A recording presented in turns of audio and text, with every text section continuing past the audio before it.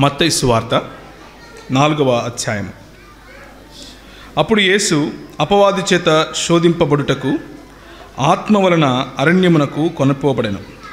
40 దినములు 40 రాత్రులు ఉపవాసముండిన పిమ్మట ఆయన ఆకలిగొనగా ఆ శోధకుడు ఆయన యొద్దకు వచ్చి, నీవు దేవుని కుమారుడవైతే ఈ రాళ్ళు రొట్టెలగునట్లు ఆజ్ఞాపించుమనెను. అందుకు ఆయన, మనుష్యుడు రొట్టె వలన మాత్రము కాదు గాని దేవుని నోట నుండి వచ్చు ప్రతి మాట వలన జీవించును అని వ్రాయబడి ఉన్నది అనెను. అంతటా అపవాది పరిశుద్ధ పట్టణమునకు ఆయనకు తీసుకుని పోయి దేవాలయ శిఖరమున ఆయన నిలువబెట్టి, నీవు దేవుని కుమారుడవైతే క్రిందికి దూకుము, ఆయన నిన్ను గూర్చి తన దూతలకు ఆజ్ఞాపించును, నీ పాదం ఎప్పుడైనను రాతికి తగులకుండా వారు నిన్ను చేతులతో ఎత్తుకొందురు అని వ్రాయబడి ఉన్నదని ఆయనతో చెప్పెను. అందుకు యేసు, ప్రభువైన నీ దేవుని నీవు శోధింపవలదని మరి ఒక చోట వ్రాయబడి ఉన్నదని వారితో చెప్పాను. మరలా అపవాది మిగుల ఎత్తైన ఒక కొండ మీదికి ఆయనను తోడుకొని పోయి ఈ లోక రాజ్యములన్నిటినీ వాటి మహిమను ఆయనకు చూపించి, నీవు సాగిలపడి నాకు నమస్కారం చేసిన ఎడల వీటన్నిటినీ నీకిచ్చదనని ఆయనతో చెప్పగా, యేసు వాడితో, సాతానా పొమ్ము, ప్రభువైన నీ దేవునికి మ్రొక్కి ఆయనను మాత్రము సేవింపవలెను అని వ్రాయబడి ఉన్నదని. అంతటా అపవాది ఆయనను విడిచిపోగా, ఇదిగో దేవదూతలు వచ్చి ఆయనకు పరిచర్య చేసిరి. తలలు వంచుకుంటే ప్రార్థన చేసుకుందాం. ప్రభువా, నీకు స్తోత్రం నాయన. ఈరోజు వాక్యంలో నుండి మేము నేర్చుకోబోయే విషయాలను ప్రభువా మరి మాకు నేర్పించాలని మేము హృదయంలో ఉన్నటువంటి మాటలను వాటిని మాత్రమే మాకు నేర్పించండి. మీ కుమారుడు మా ప్రభు అయినటువంటి యేసుక్రీస్తు మాకు మాదిరిగా, మాకు ఆయన మా జీవితాలకు ప్రభువా మేము జీవించాల్సినటువంటి పద్ధతికి ఒక సూచనగా అలాగే మాదిరిగా ఉంటూ ఉన్నందుకు ప్రభువా మీ పాదాల సన్నిధికి వచ్చి మిమ్మల్ని కొనియాడుతున్నాం, మిమ్మల్ని ఘనపరుస్తున్నాం. మీ వ్యక్తిత్వం, మీరు జీవించిన జీవన శైలి ప్రభువా మాకు ఈనాటికి ఒక మంచి ఆదర్శప్రాయమైన జీవన శైలిని ప్రభువా మేము కలిగి ఉండటానికి మీరు మాకు ఇచ్చినటువంటి ఈ ఉదాహరణను బట్టి వందనాలు. అలాంటి జీవితాన్ని మేము జీవించడానికి సహాయం దయచేయమని యేసుక్రీస్తు వారి శ్రేష్టమైన నామంలో అడిగి వేడుకుంటున్నాం తండ్రి, ఆమెన్. మన ప్రభు అయినటువంటి యేసుక్రీస్తు ఆయన చూపించినటువంటి ఉదాహరణ, ఆయన జీవితంలో ఆయన మానవుడిగా నీలాగా నాలాగా ఈ లోకానికి వచ్చినప్పుడు, తన మహిమను మన కొరకు విడిచిపెట్టి వచ్చినప్పుడు, తగ్గించుకుని వచ్చినప్పుడు, ఆయన జీవించినటువంటి జీవన శైలిని మనము ఒక 2 లేకపోతే ఆయన పరిచర్య మొదలు పెట్టడానికి ముందు, ఆయన అద్భుత కార్యములు చేయటానికి ముందు దేవుని సన్నిధిలో పరిశుద్ధాత్ముడు ఆయనను కొనిపోగా ఆయన పొందినటువంటి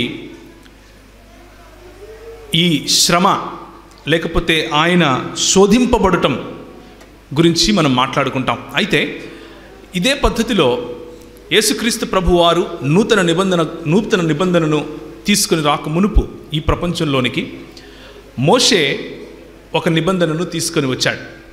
ఆ నిబంధనను తీసుకుని వచ్చినప్పుడు మోషే మరియు ఇశ్రాయేలీయులు కూడా కలిసి అరణ్యము అన్నటువంటి ప్రదేశంలో లేకపోతే అరణ్యవాసం చేశారు.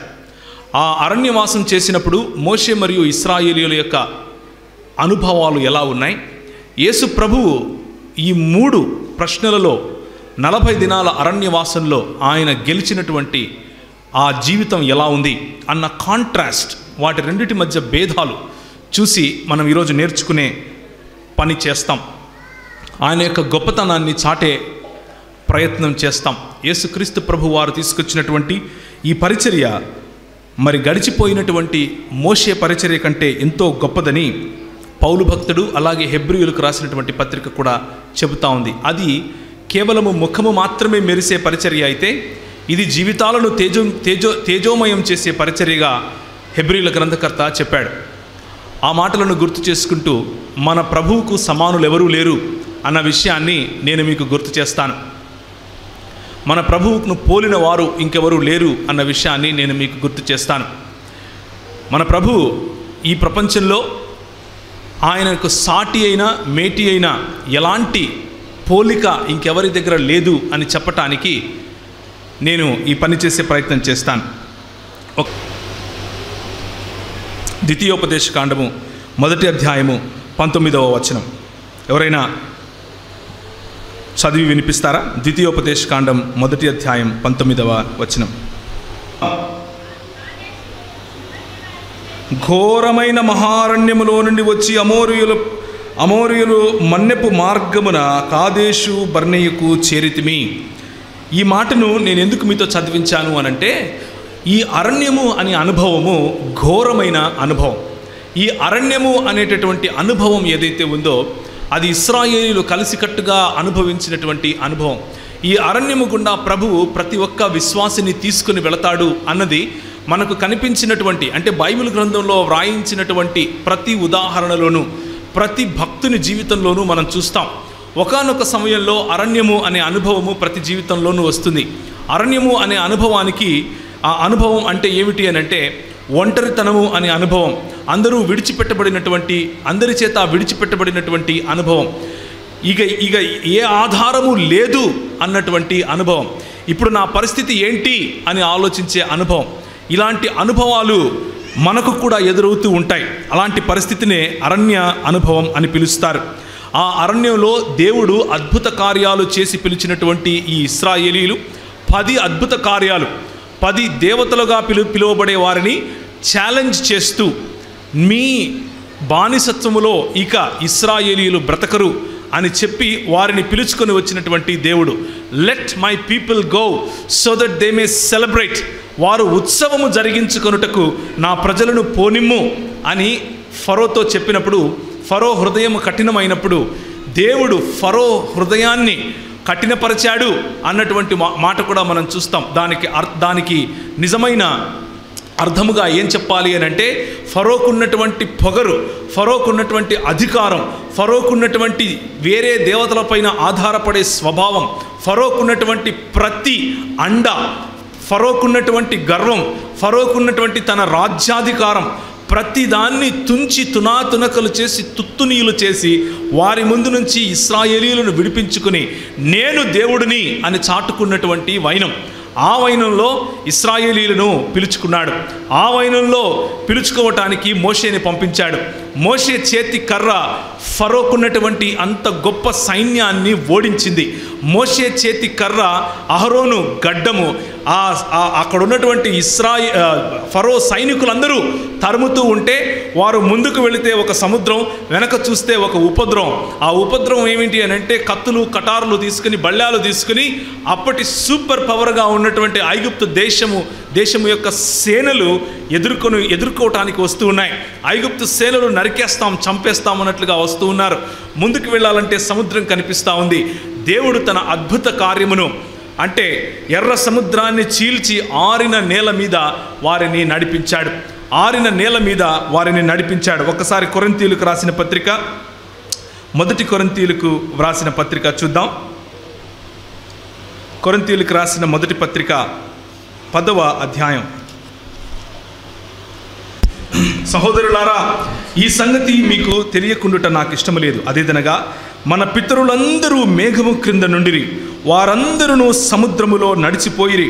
అందరూ మోషేను బట్టి మేఘములోను సముద్రములోను బాప్తీసము పొందిరి. అందరూ ఆత్మ సంబంధమైన ఒకే ఆహారమును భుజించితిరి. అందరూ ఆత్మ సంబంధమైన ఒకే పానీయమును పానము చేసితిరి. ఏలయనగా తమ్మును వెంబడించిన ఆత్మ సంబంధమైన బండలోనిది త్రాగిరి, ఆ బండ క్రీస్తే అన్నటువంటి మాట అపోస్తలుడు పౌలు మనకు గుర్తు చేస్తున్నాడు. ఏ బండ అయితే విడిపింపబడినటువంటి ఇశ్రాయేలీయుల దాహము తీర్చిందో, నిన్నటి సందేశాన్ని ఒకసారి మీరు గుర్తు తెచ్చుకుంటే, ప్రజలు దాహముగొని ఉన్నారు. దాహముగొని ఉన్న ప్రజలకు నీరు ఇవ్వటానికి సంఘముగా మనల్ని ప్రభు పిలిచాడు. సంఘము దేవుని శరీరమై ఉంది. ఈ సంఘం దేవుని శరీరమైనటువంటి ఈ సంఘానికి శిరస్సు క్రీస్తుగా ఉన్నాడు అన్న విషయాన్ని జ్ఞాపకం చేసుకుంటే, ఈ సాదృశ్యాన్ని ఆనాడే ఆయన పగటిలో మేఘస్తంభముగాను రాత్రిలో అగ్నిస్తంభముగాను వారికి నీళ్ళిచ్చే రాయిగాను ఈ ఇశ్రాయేలీయులను వెంబడిస్తూ వచ్చాడు. వెంబడిస్తూ వారి ఆకలిని తీర్చాడు, వారి దాహాన్ని తీర్చాడు. మోషే క్రింద అందరూ ఒకే మేఘము క్రింద బాప్తిస్మము పొందారు. మోషేతో పాటు అందరూ ఒకే సముద్రంలో బాప్తిస్మము పొందారు. పరిశుద్ధాత్మ దేవుని యొక్క ఆ నడిపింపును వారు చూశారు. ఆ పొందినటువంటి బాప్తిస్మము, ఆ పొందినటువంటి దేవుని యొక్క సన్నిధిని, ఆ అనుభవాన్ని మనకు గుర్తు చేస్తూ వస్తున్నాడు. ఒకే ఆహారాన్ని భుజించారు, ఒకే నీటిని త్రాగారు. అయితే వారిలో ఎక్కువ మంది దేవునికి ఇష్టలుగా ఉండకపోయిరి గనుక అరణ్యములో సంహరించబడిరి. వారు ఆశించిన ప్రకారము మనము చెడ్డవాటిని ఆశించకుండునట్లు ఈ సంగతులు మనకు దృష్టాంతముగా ఉన్నవి. అంటే జరిగిపోయిన వాటిని చూసి నేర్చుకోలేని సమాజం ఏదైనా ఉంటే ఆ సమాజము జరిగిపోయిన తప్పులనే తిరిగి చేస్తుంది అన్న విషయాన్ని గుర్తు చేయటం కోసం, మరి జరిగిపోయిన విషయాల్లో మీరు నేర్చుకోవాల్సినవి ఇవి అని నేర్పించటానికి, మీ పితరులు చేసిన తప్పులు ఇవి అని నేర్పించటానికి, మీ పితరులు ఇక్కడిక్కడ ఫలానా చోట దేవునికి విరోధముగా జీవించారు, దేవునికి విరోధముగా జీవించటం కారణంగా వారు బాప్తిస్మము పొందినప్పటికీ, వారు మోషే అనేటటువంటి నిబంధనలో ఉన్నప్పటికీ వారు తప్పిపోయారు, వారు నశించిపోయారు, వారు సంహరించబడ్డారు, సంపూర్ణ విశ్రాంతిలో ప్రవేశించలేకపోయారు అన్న విషయాన్ని జ్ఞాపకం చేయటం కోసం ఈరోజు మరి యేసుక్రీస్తు ప్రభు వారు పొందినటువంటి ఆ శోధన, యేసుక్రీస్తు ప్రభు వారు పొందినటువంటి శోధనను మన పితరులు అదే శోధనను పొందినప్పుడు ఎలా ప్రతిస్పందించారు, వారి ప్రతిస్పందనలో జయం కలిగిందా, వారికి జయం కలగలేదా అన్నటువంటి విషయాన్ని మనం ఈరోజు చూసే ప్రయత్నం చేస్తాం. తద్వారా మన ప్రభు అయిన యేసుక్రీస్తుకు ఉన్నటువంటి గొప్పతనం, మన ప్రభు అయిన యేసుక్రీస్తు ఆయన ఏ విధంగా ఈ లోకంలో ఉన్నటువంటి లోకాధికారిని గెలిచి మనకు మరణమా ముల్లెక్కడా అని ప్రశ్నించి మీరు జయించిన వారి కంటే అధికులై ఉన్నారు అని మనల్ని అభిషేకించినటువంటి వైనాన్ని జ్ఞాపకం చేసుకుంటాం. మరి మొదటి కొరింథీయులకు రాసిన పత్రిక 10వ అధ్యాయము 9 నుంచి కనుక చదివితే, మనము ప్రభువును శోధింపక ఇందుము, వారిలో కొందరు శోధించి సర్పముల వలన నశించిరి, మీరు సణుగకుడి, వారిలో కొందరు సణిగి సంహారకుని చేత నశించిరి, ఈ సంగతులు దృష్టాంతముగా వారికి సంభవించి యుగాంతమందున్న మనకు బుద్ధి కలుగుటకై వ్రాయబడెను అని ఉంది. These things are for us to learn.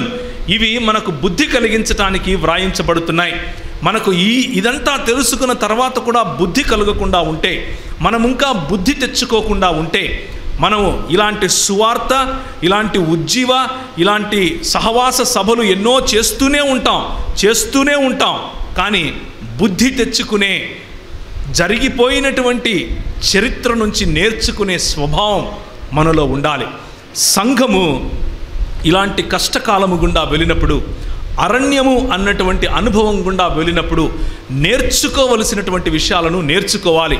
అగ్నిలో పుటము వేసి మేలిమి బంగారములాగా తీసినట్లుగా ప్రభువు మనము ఎంత శోధననైతే అనుభవించగలమో, ఎంత శోధననైతే మనము సహించగలమో అంతే శోధనను మన జీవితాలలో అలౌ చేస్తారు, అనుమతిస్తాడు. అనుమతించిన తరువాత ఆ పరీక్షలో మనం నెక్కగలిగితే దేవుడు శోధించువాడు కాదు, కానీ దేవుడు పరీక్ష పెట్టువాడు. దేవుడు ఎన్నటికీ ఎవరిని శోధింపడు. శోధకుడు ఒకడే, శోధకుడు సాతాను. కానీ దేవుడు పరీక్షిస్తాడు. పరీక్షించినటువంటి దేవుడు ఆ పరీక్షలో నెగ్గిన వారికి, ఆయనకు తెలుసు ఆయన సర్వజ్ఞుడైన దేవుడు అయినప్పటికీ నీకున్నటువంటి నీ చాయిస్, నీకున్నటువంటి నీ స్వచిత్తమును ఆయన పరీక్షకు గురి చేస్తాడు. పరీక్షకు లోను చేసినప్పుడు, పరీక్షకు నిన్ను ముందుకు తీసుకొని వెళ్ళినప్పుడు నీలో పరిపక్వత వస్తుంది. మన దేశంలో ఎందుకు పరీక్షలు పెడతారు, 10వ తరగతి పరీక్ష ఎందుకు పెడతారు అని అంటే, పరీక్ష వ్రాసినప్పుడు సాతాను ఈ దేన్నైతే ఒక శోధనగా మన జీవితంలోకి తీసుకొస్తుందో దాన్నే, అదే శోధనను ఆయన ఒక పరీక్ష రూపంలో మన దగ్గరికి తీసుకొని వచ్చినప్పుడు, 10th క్లాస్ అబ్బాయి పరీక్ష రాసి పాస్ అయ్యి గర్వంగా బయటకు వచ్చి జూనియర్ కాలేజీకి ఎలా వెళ్తాడో అలాగే మనం ఒక్కొక్క శోధనను జయిస్తూ, ఒక్కొక్క శోధనను మరి వెనక వేసుకుంటూ ముందుకెళుతూ, ఒక కాలేబులాగా, ఒక యెఫున్నె కుమారుడైనటువంటి కాలేబులాగా, నూని కుమారుడైనటువంటి మన యెహోషువ లాగా మనము ఉత్తీర్ణులం అవుతాం. అలా ఉత్తీర్ణులు అవటం కోసం, అలా పాస్ అవ్వటం కోసం, పరిపక్వతలోనికి వెళ్ళటం కోసం మనం నేర్చుకోవలసినటువంటి విషయాలను నేర్చుకోవాలి. అలా నేర్చుకున్నప్పుడు మనకు మాదిరిగా ఉన్నటువంటి మన ప్రభువు గుర్తుకు వస్తాడు. మన ప్రభువు అన్ని విషయాలలో నీలాగా నాలాగా శోధింపబడినప్పటికీ ఆయన ఏ విధంగా జయం సాధించాడు అన్న విషయాన్ని మనం జ్ఞాపకం చేసుకోవాలి. హెబ్రీయులకు వ్రాసినటువంటి పత్రిక 4వ అధ్యాయము 14వ వచనం, ఆకాశ మండలము గుండా వెళ్ళిన దేవుని కుమారుడైన యేసు అను గొప్ప ప్రధాన యాజకుడు మనకు ఉన్నాడు గనుక మనము ఒప్పుకొనిన దానిని గట్టిగా చేపట్టుదము.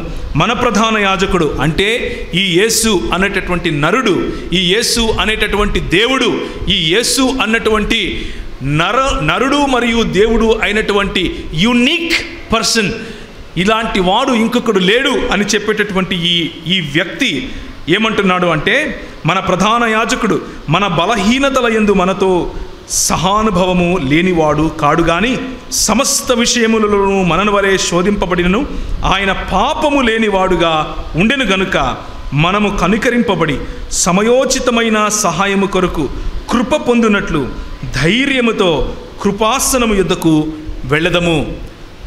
ఇది మనకున్నటువంటి నిరీక్షణ, ఇది మనకున్నటువంటి నిశ్చయత. ఆనాడు మోషే చేసినటువంటి పరిచర్యలో ప్రజలు ఓడిపోయారు. ఆనాడు మోషే తీసుకొచ్చినటువంటి నిబంధనలో ప్రజలు నిలవలేకపోయారు, ఓడిపోయారు. కానీ నేడు నీ మధ్య ఉన్నటువంటి నిబంధన ఓటమికి గురైనటువంటి నిబంధన కాదు. నేడు నీ మధ్య ఉన్నటువంటి నిబంధన, నువ్వు ఏ నిబంధనలో అయితే దేవునితో కలిసి ఉన్నావో ఆ నిబంధనలో గెలుపు తథ్యం. ఆ నిబంధనలో గెలుపు తథ్యం ఎందుకు అనంటే, పోరాడేది నీవు కాదు, నీకు ప్రతిగా, నీ పక్షముగా, నీ బలహీనతలను ఎరిగినటువంటి, నీకు సమానముగా ప్రతి విషయములోనూ శోధన గుండా వెళ్ళినటువంటి మన రక్షకుడు, మన ప్రభువు అయినటువంటి యేసుక్రీస్తు అనేటటువంటి ప్రధాన యాజకుడు మనకు ఉన్నాడు. ఆయన ఒకేసారి కృపాసనము దగ్గరికి, ఒకేసారి జడ్జ్మెంట్ సీట్ దగ్గరికి, అంటే మనకు వచ్చే తీర్పు అనేటటువంటి సీట్ దగ్గరికి ఆయన చేరి తన రక్త ప్రోక్షణ ద్వారా నిన్ను నన్ను దేవునితో ఐక్యపరిచాడు. నీకు నాకు ఆ నిశ్చయతను దయచేశాడు. కాబట్టి యేసు ప్రభువు జీవితంలో ఆయన ఏ విధంగా ఈ అపవాదిని ఎదుర్కొన్నాడు, ఏ విధంగా ఎదుర్కొన్న తర్వాత ఆయన విజయాన్ని సాధించాడు అని చూస్తే, మన పితరులు ఏ విధంగా ఎదుర్కొన్నప్పటికీ ఓడిపోయారు, ఏంటి ఆ కారణాలు అని చూస్తే మనకు తేటతెల్లగా మన ప్రభువు యొక్క అసమానత అర్థమవుతుంది. నీకుంటే సమానుడు, నీతో నీలాంటి దేవుడు ఎవరైనా ఉన్నాడా అని అనటానికి సాధ్యపడుతుంది. కాబట్టి ఈరోజు కొన్ని నిమిషాలు మనము మన పితరుల యొక్క జీవితం వైపుకు చూద్దాం. మొదటి శోధన. ఆ శోధకుడు ఆయన యొద్దకు వచ్చి, నీవు దేవుని కుమారుడివైతే ఈ రాళ్లను రొట్టెలుగునట్లు ఆజ్ఞాపించుమనెను. అందుకు ఆయన, మనుష్యుడు రొట్టెల వలన మాత్రము కాదు గాని దేవుని నోటి నుండి వచ్చు ప్రతి మాట వలన జీవించును అని వ్రాయబడి ఉన్నది అని అనెను. మొట్టమొదటిగా మనం అర్థం చేసుకోవాల్సిన విషయం ఏమిటి అనంటే, శోధకుడు ఏదో కొత్త విషయాలు తీసుకొని వచ్చి చూపడు. శోధకుడు దేవుని వాక్యంలో నుంచే మాట్లాడతాడు. నీకు వాక్యం తెలుసు అనంటే, సాతాను చేసేది ఏంటి అనంటే, వీడికి వాక్యం తెలుసు, వీడిని వాక్యంతోనే పడేద్దాం అంటాడు, వాక్యంతోనే పడేస్తాడు. చాలామంది యవనులు, చాలామంది సేవకులు కూడా ఈ రోజుల్లో వాక్యము అన్నటువంటి ఈ నిర్మలమైనటువంటి కేవలము పాల వంటి ఈ వాక్యాన్ని అర్థం చేసుకోవటానికి, దాని యొక్క పరిధిని, దాని యొక్క కాంటెక్స్ట్ అంటే దాని యొక్క సందర్భాన్ని అర్థం చేసుకోకుండా కేవలము పైపైన మాటలు చూసుకుని తప్పుదోవ పట్టే అవకాశం కూడా ఈరోజు మనకు చాలా కనిపిస్తూ ఉంది. చాలామంది మైకులు పట్టుకుని క్రైస్తవ సంఘాన్ని గొర్రెలను ఏ విధంగా అయితే తోడేళ్ళు చీల్చుకుని వెళ్ళిపోతాయో ఆ విధంగా సంఘము లోపల, సంఘము బయట ఈ వాక్యాన్నే వాడి మరీ మనల్ని శోధనకు గురి చేస్తూ ఉన్నారు. ఆ శోధనను ఎదుర్కోవాలి అనంటే మన ప్రభు అయిన యేసుక్రీస్తు ఇచ్చినటువంటి ఈ ఫార్ములా జ్ఞాపకం చేసుకోవాలి. ఏంటి అనంటే, వాడు వాక్యముతో మాట్లాడితే ఈయన వాక్యముతోనే తిరిగి సమాధానం చెప్పాడు. ఆడు వాక్యముతో మాట్లాడితే ఈయన వాక్యముతోనే సమాధానం చెప్పాడు. 3 సార్లు అదే చేశాడు. వాక్యము ఇచ్చట కొంత అచ్చట కొంత వస్తుంది. వాటిని క్రోడీకరించుకొని సమగ్రమైనటువంటి దృక్పథం, సమగ్రమైనటువంటి ఒక దేవుని జ్ఞానము అన్నది సంపాదించుకోవటం నీ బాధ్యత, నా బాధ్యత, సంఘముగా మన బాధ్యత, సంఘ నాయకుల యొక్క బాధ్యత అన్న విషయాన్ని మనం ఈరోజు గుర్తు చేసుకోవాలి. ఇక్కడ మొదటిగా వచ్చినటువంటి శోధన ఏమిటి అని అంటే ఆహారం అనే శోధన. ఆహారం అనే శోధన ఎందుకు అనంటే 40 దినాలు ఆయన ఉపవాసం చేసి ఆయన ఆకలి కొని ఉన్నాడు. నీలాగా నాలాగా బలహీనుడై ఉన్నాడు. దేవుడేంటి బలహీనుడు అవటం ఏంటి అన్నటువంటి ప్రశ్న కొంతమంది క్రైస్తవేతర సోదరులకు కూడా వస్తూ ఉంటుంది. కొంతమంది క్రైస్తవులకు కూడా ఇది వస్తూ ఉండొచ్చు. అయితే దేవుడు ఏంటి, ఆయనకు బలహీనత ఏంటి అని అడగటానికి ముందు యేసుక్రీస్తు 100% మనుష్యుడు అన్న విషయాన్ని జ్ఞాపకం చేసుకోవాలి. 100% దేవుడు అన్న విషయాన్ని జ్ఞాపకం చేసుకోవాలి. ఆయనలో ఉన్న దేవత్వము ఎంత 100% దేవత్వమో ఆయనలో ఉన్నటువంటి మనుష్యత్వము కూడా 100% మనుష్యత్వము అని అంటారు. దీన్నే ఏమంటారు అనంటే దైవ మానవుడు అన్నటువంటి థియోలాజికల్ పదము ఇక్కడ వాడవలసి ఉంటుంది. ఈ దేవుడు తన దేవత్వమును తన ఉన్నట్లుగా మనకు చూపిస్తే ఆయన్ను చూసి మనం బ్రతికి ఉండలేము కాబట్టి, చచ్చిపోతాం కాబట్టి ఆయన తన మహిమను తగ్గించుకొని మనకు ఎంతగా అర్థం అవుతుందో, మనము ఎంతగా అవగాహన తీసుకోగలమో అంత అవగాహనలోనికి వచ్చి రక్తమాంసములు నువ్వు నేను ఎలా కలిగి ఉన్నామో అలా ఆయన కూడా తీసుకొని నీలాగా నాలాగా శోధనకు గురి అయ్యాడు.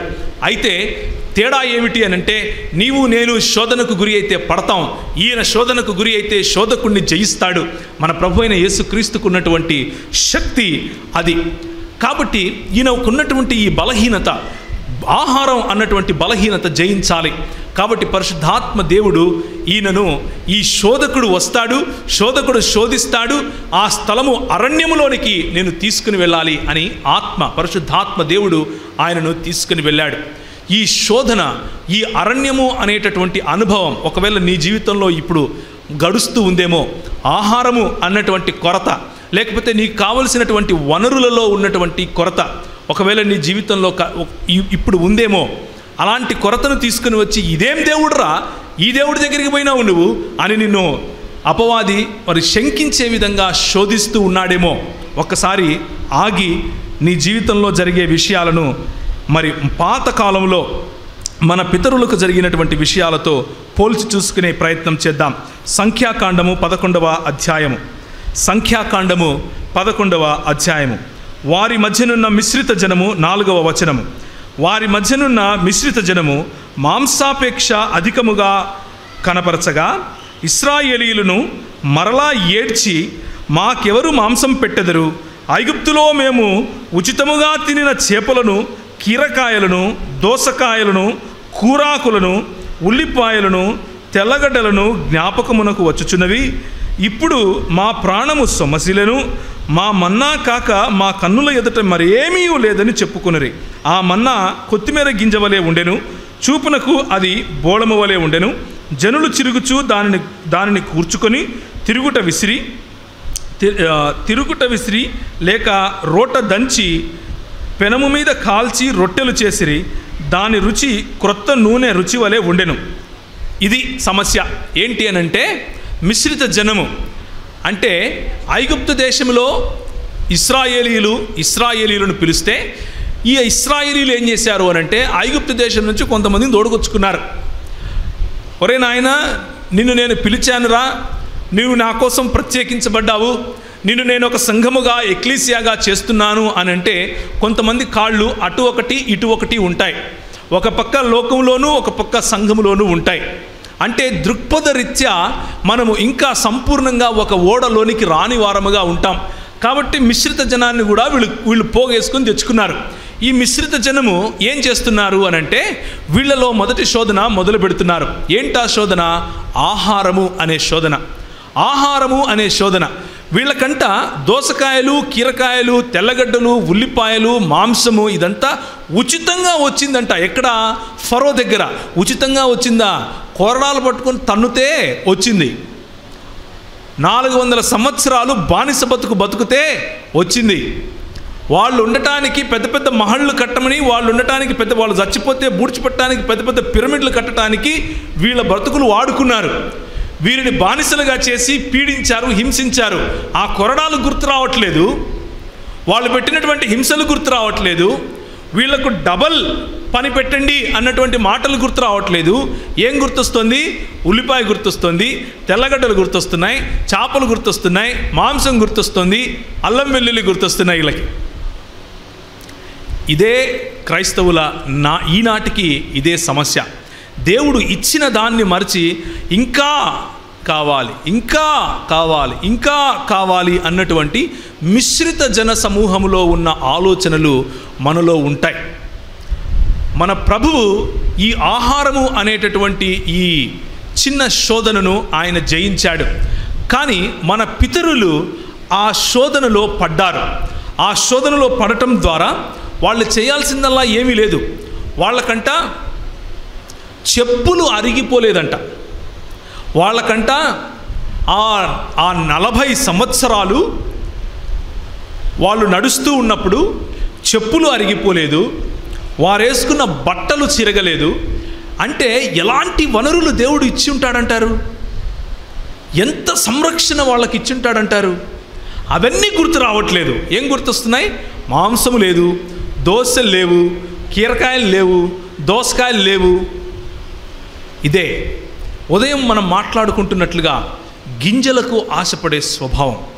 మనము ఇంకా గింజలకు ఆశపడే స్వభావంలోనే ఉంటాం.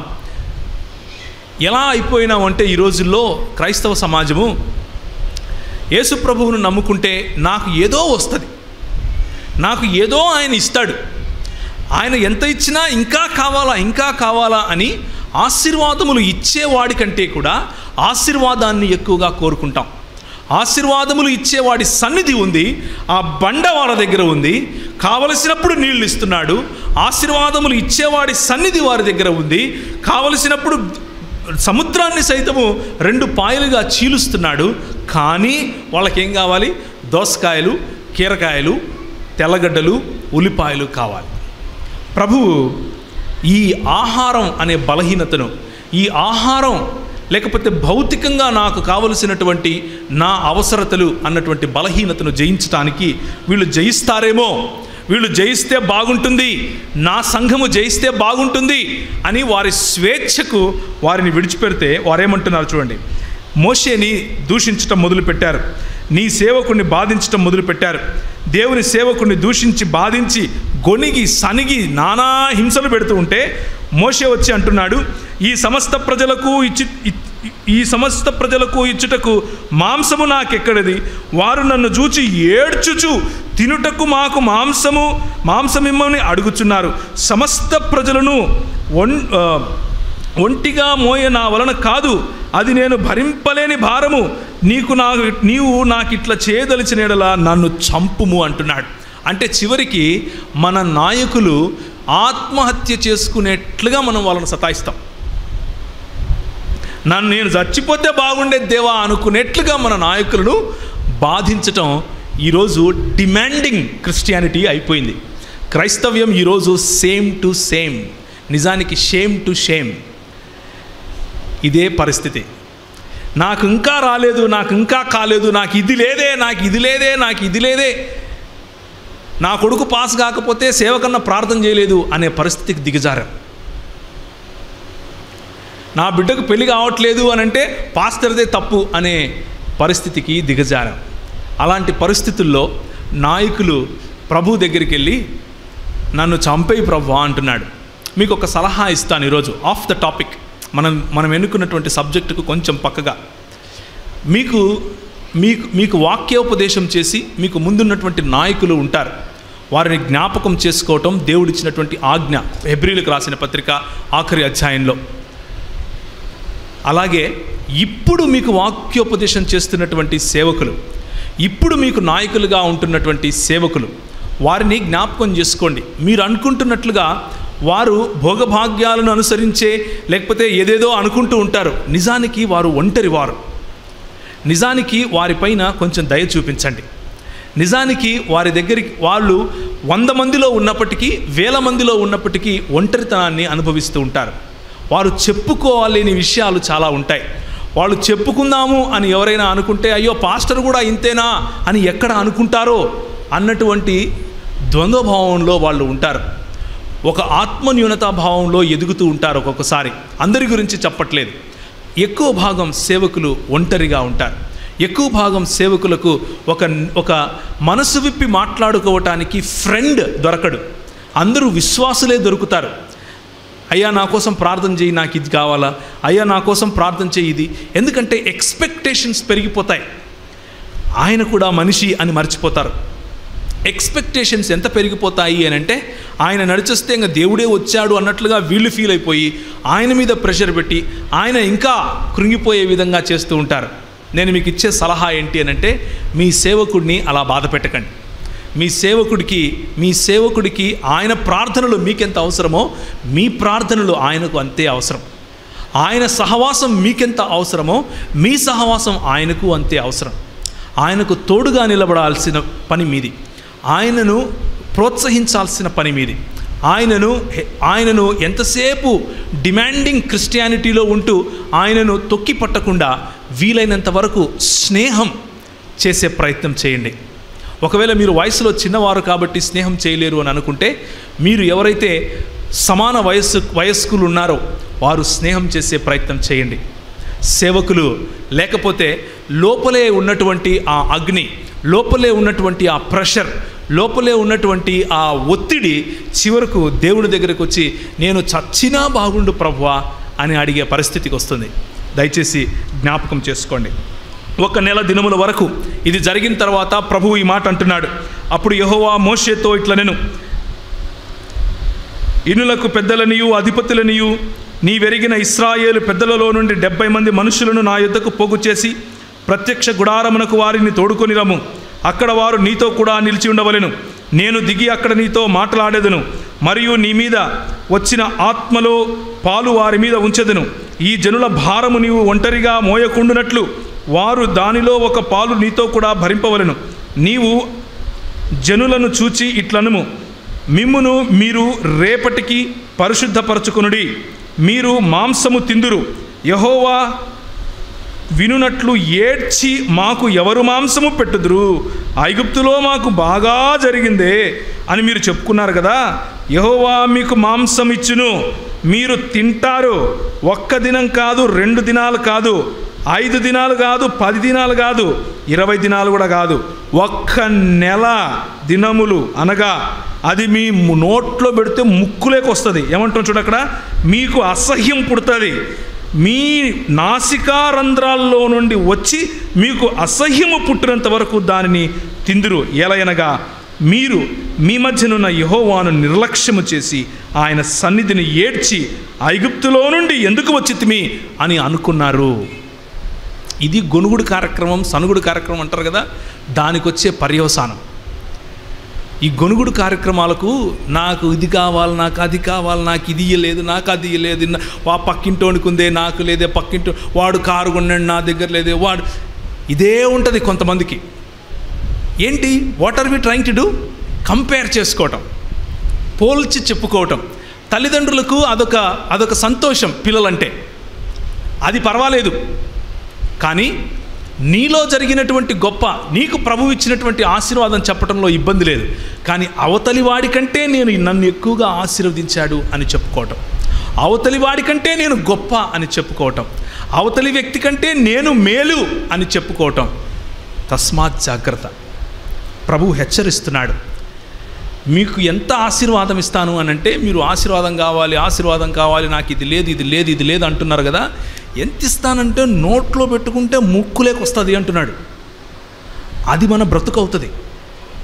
కానీ మన ప్రభువు ఇదే ఆహారం అనేటటువంటి శోధన మన ప్రభు దగ్గరికి ఎవరు తీసుకొచ్చారు? మత్తయి సువార్త 4వ అధ్యాయంలో మనం చదివాం. శోధకుడు వచ్చి, నీవు దేవుని కుమారుడు అయితే ఈ రాళ్లను రొట్టెలగునట్లు ఆజ్ఞాపించమని ఆహారము అనే శోధనను తీసుకొని వచ్చాడు. ఆయన బలహీనుడిగా ఉన్నప్పుడు ఆహారము అనే శోధనను తీసుకొచ్చాడు. వీళ్లకు బలహీనులుగా ఉన్నారా? చెప్పులు అరగలేదు, బట్టలు జిరగలేదు, వీళ్ళు విత్తక్కర్లేదు, కోయక్కర్లేదు, వండుకోక్కర్లేదు. ఏం చేయాలి? అని నోరు తెరిచి పండుకుంటే పొద్దునికి మన్నా పడుతుంది. ఇది వీళ్ళ పరిస్థితి. వీళ్ళు ఏం చేశారంట?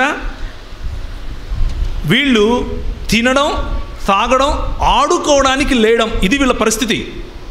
అంటే బాగా బలిసున్నారు అని అర్థం. అలాంటి సమయంలో వీళ్ళకి ఏం గుర్తొస్తుంది? కీరకాయలు, దోసకాయలు, ఉల్లిపాయలు, తెల్లగడ్డలు, మాంసము.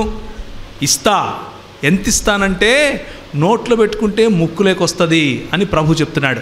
కానీ మన ప్రభువు యొక్క ఉదాహరణ చూడండి. ఆయన బలహీనుడిగా ఉన్నాడు. 40 దినాలు ఆయన ఉపవాసంలో ఉన్నాడు. 40 దినాలు భోజన పానీయాలు లేకుండా మృగములతో ఉన్నాడు. మార్కు సువార్త ఒకసారి తీస్తారా? మార్కు సువార్త 1వ అధ్యాయము. వెంటనే పరిశుద్ధాత్మ ఆయనను అరణ్యములోనికి త్రోసుకొని పోయెను. 12వ వచనం. ఆయన సాతాను చేత శోధింపబడుచు అరణ్యములో 40 దినములు అడవి మృగములతో కూడా ఉండెను అని ఉంది. ఎవరితో ఉన్నాడు? సర్వాన్ని సృష్టించినటువంటి దేవుడు, సర్వ సృష్టికి కారణభూతుడైనటువంటి వాడు, ఈ సకల సృష్టిలోనూ చరాచర జీవుల మధ్య ఆయన సంచరించగల ఆయన సర్వవ్యాపి అయినటువంటి ఈ దేవుడు మృగములతో ఉన్నాడంట. అంటే కుక్కలతో, అక్కడ ఉన్నటువంటి అరణ్య మృగాలు, వాటితో ఉన్నాడు. ఎందుకు ఆయన అది ఎన్నుకున్నాడు? ఎందుకు ఈ అరణ్యవాసం ఆయన చేశాడు? నీకోసం, నా కోసం. నీవు నేను శోధింపబడి గెలవలేము. ఆయన శోధింపబడి గెలుస్తాడు. ఆయన యొక్క గెలుపులో మనము గెలిచిన వారికంటే అధికులమవుతాం అన్న ఒకే ఒక్క కారణం చేత ఆయన దీన్ని ఎన్నుకున్నాడు. భోజనం లేకపోతే ఆహారం అన్నటువంటి ఈ శోధనను ఆయన జయించాడు. ఎలా జయించాడు?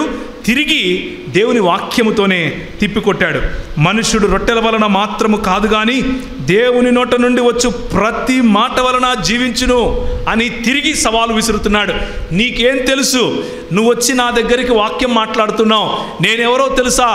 ఆది యందు ఏ వాక్యం ఉండెనో, ఆది యందు ఏ వాక్యము దేవుని యొద్ద ఉండెనో, ఆది యందు ఏ వాక్యము దేవుడై ఉండెనో ఆ వాక్యాన్ని నేను నా దగ్గరకు వచ్చి నా మాటలో చెప్తున్నావా? పోరా అన్నాడు. ప్రభు యోబును ఇలా విసిరేసి సాతాను ముందు టచ్ చేసి చూడు అన్నాడు. యోబు కష్టంలో కూడా ప్రభువుకు నమ్మకంగా నిలబడ్డాడు. ఈరోజు మన ముందున్నటువంటి సవాలు ఏమిటి అని అంటే, సంఘానికి నిన్ను దేవుడు ఇలా విసిరివేయగలడా? నిన్ను విసిరివేసి సాతానుతో ఛాలెంజ్ చేయగలడా? ఛాలెంజ్ చేస్తే నువ్వు నిలబడగలవా? బహుశా నేను ఈరోజు ఉన్నటువంటి పరిస్థితిలో నేను ఇంకా రెడీ కాదేమో, కానీ మనము దేవుని సంఘము అనేటటువంటి మనము ఇప్పటికీ రెడీనే. అలా ఉండగలగాలి. ఎందుకు అనంటే, మనము ఇండివిజువల్గా వీక్ అవ్వచ్చు, వ్యక్తిగతంగా బలహీనులం అవ్వచ్చు, కానీ సామూహికంగా సంఘపరంగా మనము సమిష్టిగా ఉంటే మనము బలవంతులం. ఆ బలము సాతానుడు ఆ బలము నుండి మనల్ని వేరు చేయలేడు. కాబట్టి 1 నెల దినముల వరకు, అనగా అది మీ నాసికారంధ్రములలో నుండి వచ్చి మీకు అసహ్యము పుట్టు వరకు దానిని తిందురు అని చెప్పాడు. అదే జరిగింది. ఆ తర్వాత మోషే వాళ్ళ మధ్య కొన్ని పూరేళ్లను పడేస్తాడు. ఆ పూరేళ్ళన్నీ రాలుతాయి. పూరేళ్ళను తింటారు. తిన్న తర్వాత ఆ అరక్క చచ్చిపోతారు. తిన్నది అరక్క చచ్చిపోతారు. చూడండి, వాక్యము ఎంత స్పష్టంగా మనకు చెబుతా ఉందో. ఆశీర్వాదము మాత్రమే నాకు కావాలి, ఆశీర్వాదం ఇచ్చేవాడికంటే నాకు ఆశీర్వాదమే ప్రాముఖ్యం అని అనుకుంటే ఆ ఆశీర్వాదము మనల్ని చంపుతుంది. ఆ ఆశీర్వాదము మనల్ని చివరికి నిర్వీర్యులుగా చేస్తుంది. ఆ ప్రాంతానికి హిబ్రోత్ హత్తావా అని పేరు పెట్టారు. చూడండి 34వ వచనం.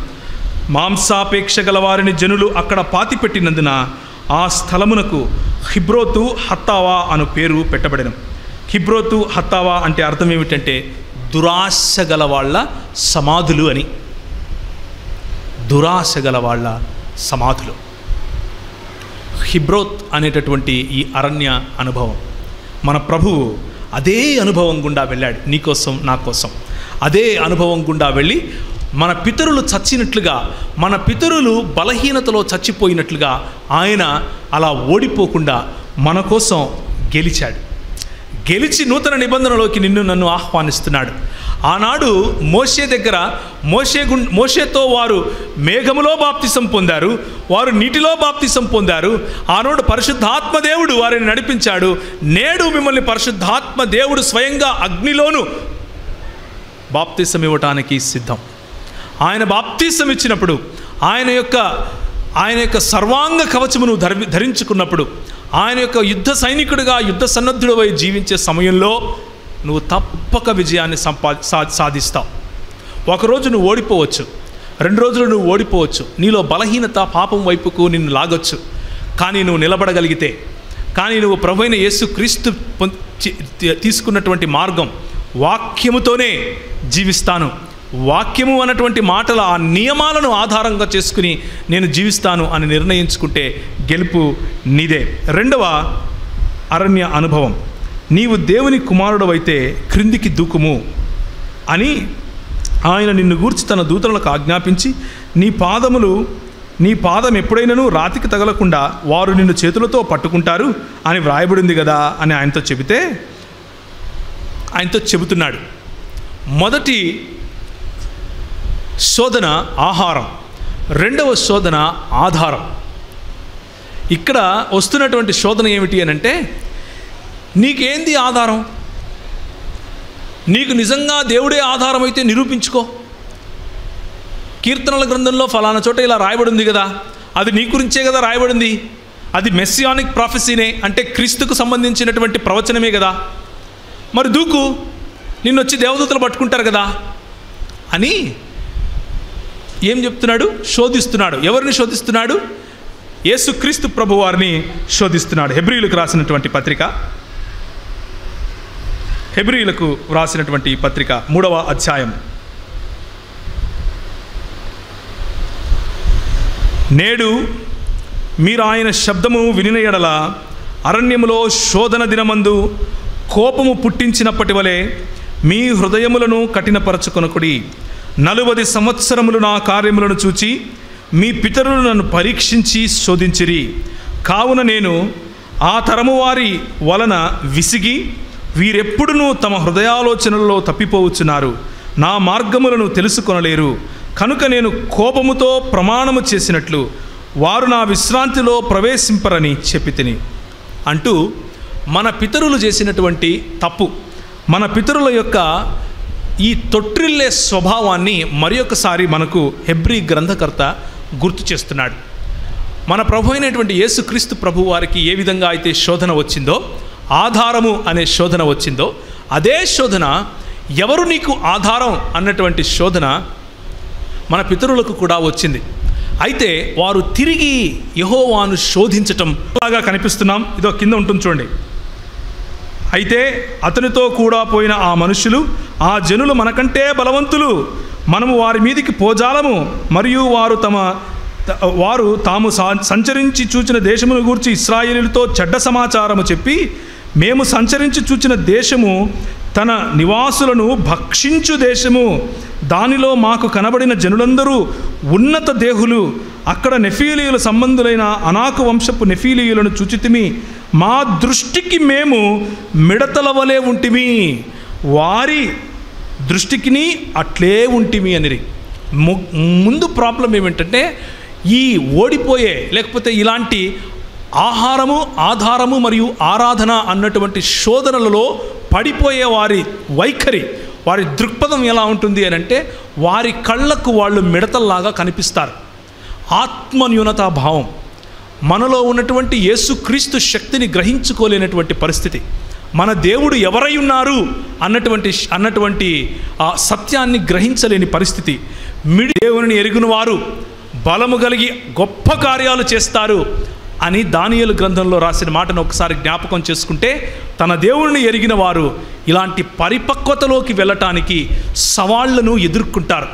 సవాళ్లను తీసుకుని దాంట్లో ఒక పాజిటివ్, దాంట్లో ఒక సకారాత్మకమైనటువంటి వైఖరిని కలిగి ఉంటారు. వీడు పెద్దగా ఉన్నాడా, వీడిని కొట్టి తీరాలి అని ఆలోచిస్తారు. ఈ శోధన నేను జయించలేనిదా, జయించి తీరతాను అని నిర్ణయించుకుంటారు. ఇది యెఫున్నె కుమారుడైనటువంటి కాలేబు చెప్పినటువంటి మాట. అదే తర్వాత నూను కుమారుడైనటువంటి యెహోషువ కూడా ఇదే మాట చెబుతాడు. యెహోషువ గ్రంథంలో ఇదే కాలేబుకు దేవుడిచ్చే ఒక కితాబు, దేవుడిచ్చే ఒక అవార్డు ఏంటో తెలుసా? యెఫున్నె కుమారుడైనటువంటి కాలేబు నా ముందు నిండు మనస్సుతో నన్ను అనుసరించాడు, యథార్థ హృదయంతో నన్ను అనుసరించాడు. కాబట్టి ఈయనకు భేదము కలిగినటువంటి క్రైస్తవ జీవితాలలో ఉండే వైఖరి, చిన్న చిన్న గింజలకు, కీరకాయలకు, దోసకాయలకు పడిపోకుండా, దేవుణ్ణి శంకించి దేవుణ్ణి శోధించే మార్గంలోనికి వెళ్లకుండా, నిజమైన ఆరాధన నా జీవన శైలి, నిజమైన ఆరాధన నేను జీవించే నా జీవితం, కేవలము ఆదివారం వచ్చి పాడే పాటలు కాదు, కేవలము ఒకరోజు వచ్చి ప్రజలకు ప్రైజ్ ద లార్డ్ చెప్పటం కాదు, నా జీవితమే నీకు ఆరాధనగా సమర్పిస్తాను, నా వైఖరి ఆరాధన వైఖరితో నేను జీవిస్తాను అని నిశ్చయించుకునే క్రైస్తవులకు ఉజ్జీవం తప్పకుండా ఉంటుంది. మంట ఆరని మంటలాగా ఉంటుంది. మీరు కాలు పెట్టిన చోట సుభిక్షంగా ఉంటారు. మీరు పట్టిన నేల బంగారం అవుతుంది.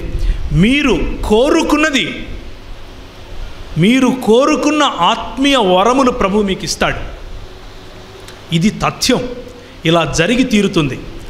కావలసిందేమిటి అనంటే భౌతిక వనరులపైన మీకున్న దృష్టిని మరల్చి దేవుని వైపు ఉంచాలి. నా ఆధారం ఎవరు అన్నటువంటి శంక, అన్నటువంటి శోధనను జయించి యేసు ప్రభువును ఆధారంగా చేసుకోవాలి. నా ఆరాధన, నా జీవన శైలి, అది దేవునికి నేను సమర్పిస్తున్నాను అన్న నిబద్ధత కలిగినటువంటి జీవితం, సమర్పణ కలిగినటువంటి జీవితం మనం సమర్పించుకోగలిగితే సంఘము బాగుపడుతుంది. ఇంత గొప్ప ప్రభువు మనకున్నాడు, ఇంత గొప్ప దేవుడు మనకున్నాడు. ఈయనకు సమానులు ఇంకెవరూ లేరు. ఒకసారి మ్యూజిషియన్స్ వస్తే ఈ చిన్న పాట, చిన్న కోరస్, సమానులు ఎవరు ప్రభు అనే పాట మనం పాడుకొని ముగించుకుందాం. ప్రియమైన దేవుని సంఘమా, మీకు ఈ పాట వస్తే మన ప్రభు అయినటువంటి యేసు క్రీస్తును ఘనపరచటానికి, ఆయనను స్తుతించటానికి సమానులు ఎవరు ప్రభు అన్నటువంటి ఈ పాటను పాడి ప్రభువును స్తుతిద్దాం. ఎందుకు అనంటే, నువ్వు నేను ఓడిపోయే పరిస్థితిలో ఉన్నప్పుడు ఆయన నీలాగా నాలాగా సమస్తమైనటువంటి శోధన గుండా వెళ్ళినప్పటికీ, మనలాగా బలహీనతలలోకి వెళ్ళినప్పటికీ ఆయన పాపము చేయలేదు. కానీ సమస్త విషయములలో మనవలే శోధింపబడినను ఆయనను పాపము లేనివాడిగా ఉండెను అని దేవుని వాక్యం చెబుతా ఉంది. కనుక మన ప్రభువు యొక్క ఘనత, ఆయనకు సమానులు ఎవరూ లేరు అన్నటువంటి ఈ పాటను పాడుకుంటూ ముగించుకుందాం.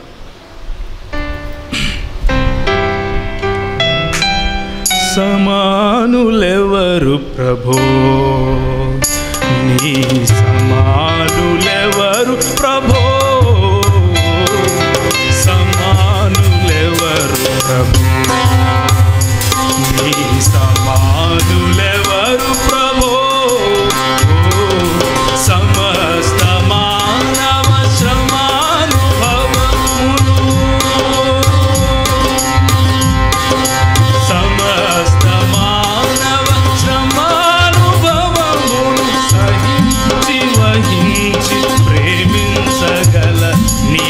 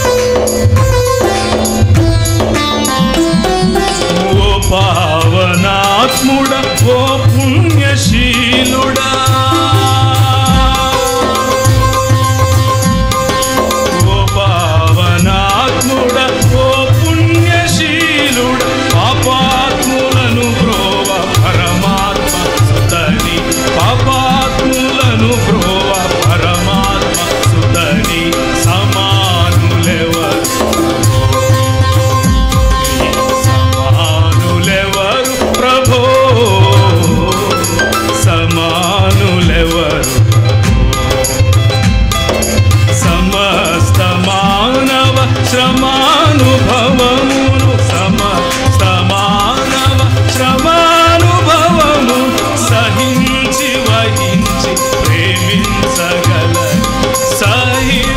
వహించి ప్రేమించగల